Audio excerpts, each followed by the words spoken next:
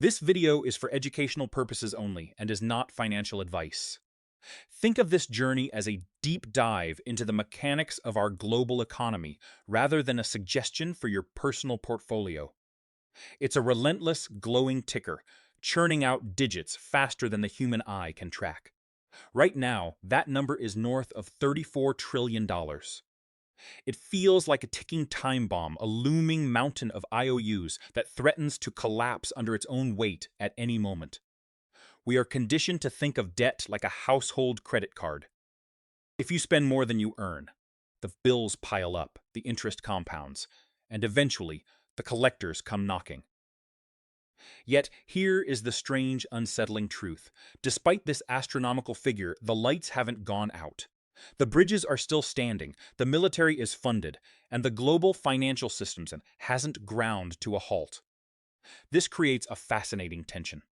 If we are buried under a mountain of debt that supposedly threatens our future, why does the engine of the world keep humming along?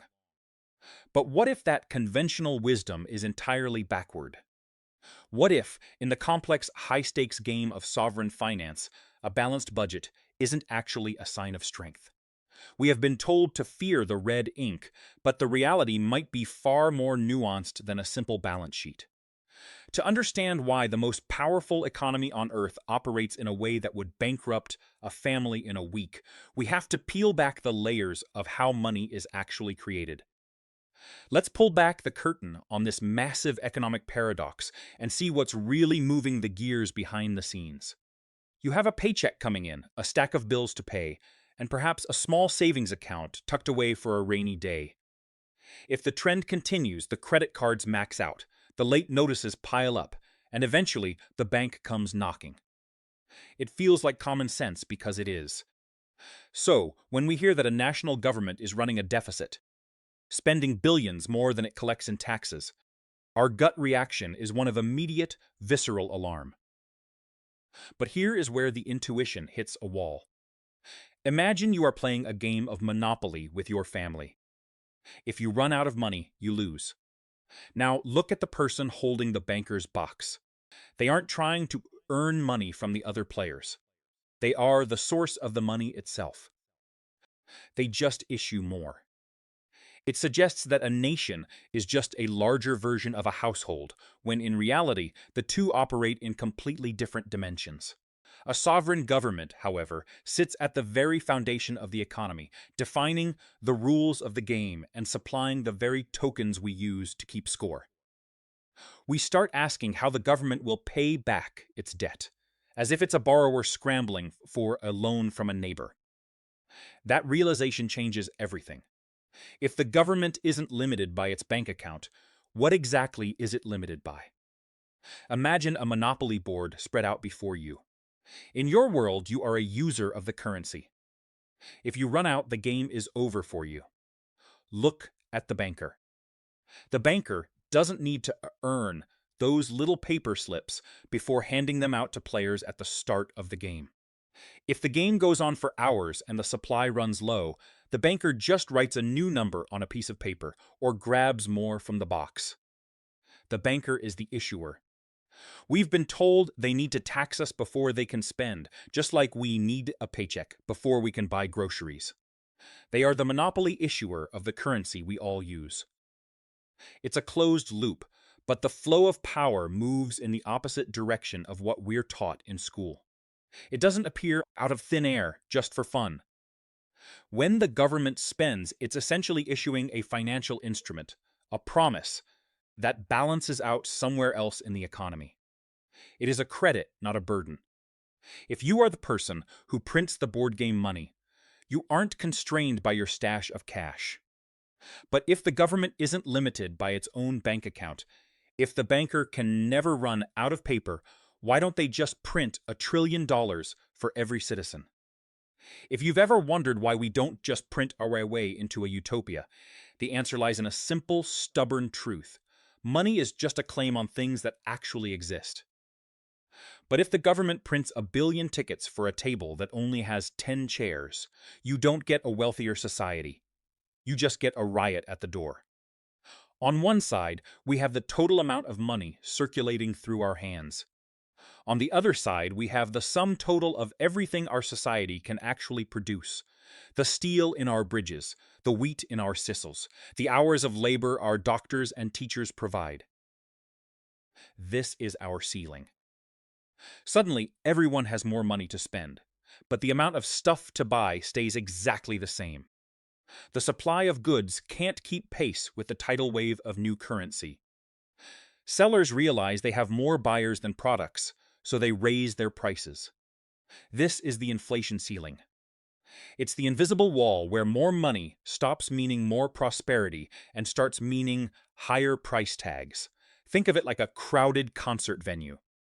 You can't eat money, you can't live in a dollar bill, and you can't get a haircut from a spreadsheet.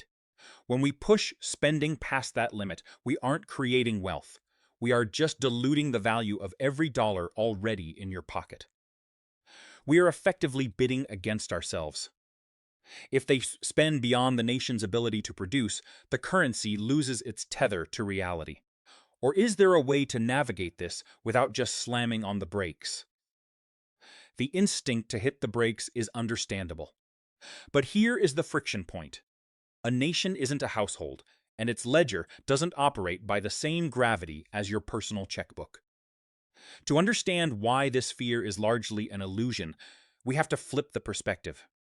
Every single dollar the government spends into existence that isn't taxed back is a dollar that ends up in your pocket, your neighbor's business, or your pension fund. When the government runs a deficit, it isn't just borrowing from some mysterious future. It is quite literally injecting the private sector with the lifeblood of savings. The debt isn't a burden being passed to our children. It is the physical manifestation of the money we use to trade, save, and grow. This is where the austerity trap snaps shut. Imagine you're trying to keep a car moving, but you decide that because gas is expensive, you'll just cut the fuel line. Austerity is the act of shrinking the economy to fit an arbitrary number, ignoring the reality that when the government stops spending, the private sector's income dries up right along with it. We've seen this script play out time and again. Instead, they lead to crumbling infrastructure, underfunded education, and a workforce that loses its edge. When we prioritize the appearance of a balanced ledger over the actual health of our communities, we aren't saving money. We are eroding the very foundation of our wealth. The real danger isn't the number on the national debt clock. If the goal of an economy is to serve the people, then the budget should be measured by the quality of our lives, the strength of our innovation, and the security of our citizens, not by an accounting trick that ignores the flow of capital back into our own hands. And if we choose to stop fearing the debt, we might find ourselves asking a much more important question about what we're actually building with it.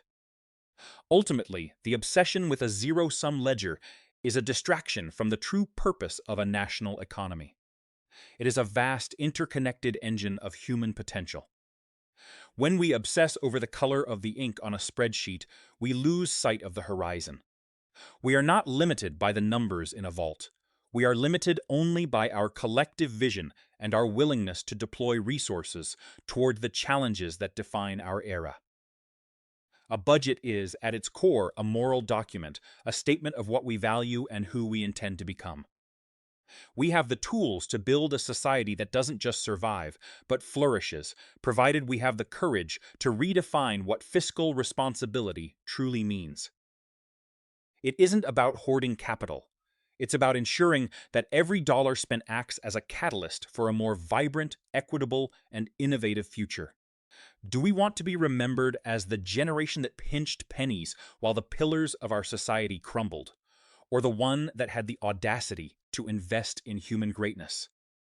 The power to reshape this narrative is in our hands, but it requires us to move past the fear-based rhetoric that has stalled our progress for far too long.